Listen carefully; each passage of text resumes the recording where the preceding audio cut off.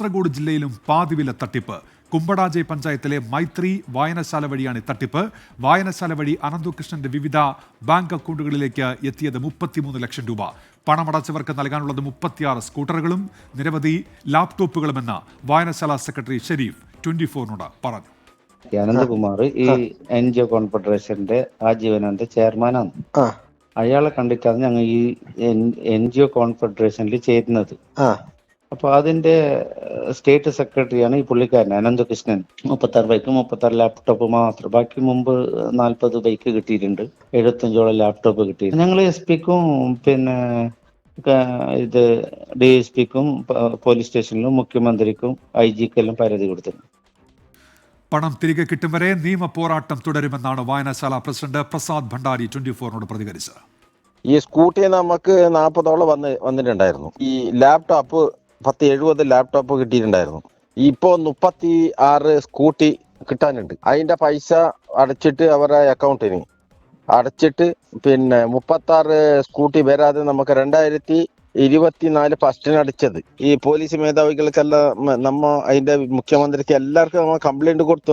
നമ്മുടെ ഭാഗം നല്ല പാവപ്പെട്ട ആൾക്ക് പൈസയും കിട്ടണ്ടേ. വിശദാംശങ്ങളുമായി അരുൺ പാറക്കൽ ഇപ്പോൾ ചേരുന്നുണ്ട് കാസർഗോഡ് നിന്ന്. അരുൺ, എങ്ങനെ ഇവർ ഈ തട്ടിപ്പിൽ കുടുങ്ങി? അരുൺ,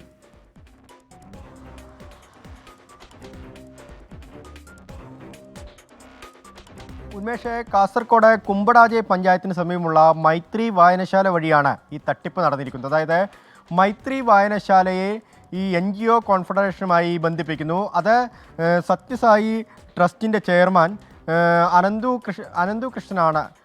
അനന്തകുമാറാണ് ഈ തട്ടിപ്പ് സംഘവുമായി ഈ ഒരു മൈത്രി വായനശാലയെ ബന്ധിപ്പിക്കുന്നത്. അങ്ങനെ അനന്തകുമാർ വഴിയാണ് ഈ അനന്തകൃഷ്ണനിലേക്ക് മൈത്രി വായനശാല ഭാരവാഹികൾ എത്തുന്നത്.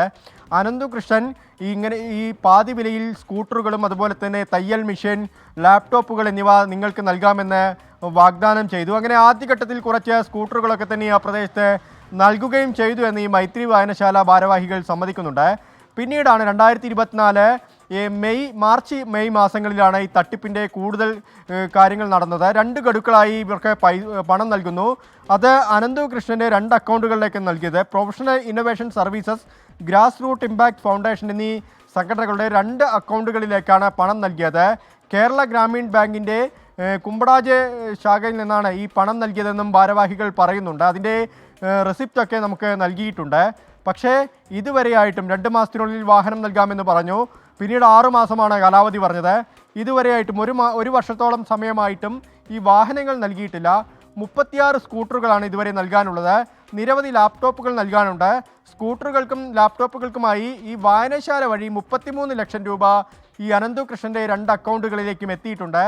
അതുപോലെ തന്നെ മറ്റൊരു കാര്യം പറയുന്നത്, ഈ മൈത്രി വായനശാലയ്ക്ക് ഇതുമായി ബന്ധപ്പെട്ട്, അതായത് ഇങ്ങനെ ആളുകളെ പിടിച്ച് പണം ഈ അക്കൗണ്ടിലേക്ക് നൽകിയാൽ ചെറിയൊരു ശതമാനം വിഹിതം ലാഭം നൽകാമെന്ന് പറഞ്ഞിരുന്നു.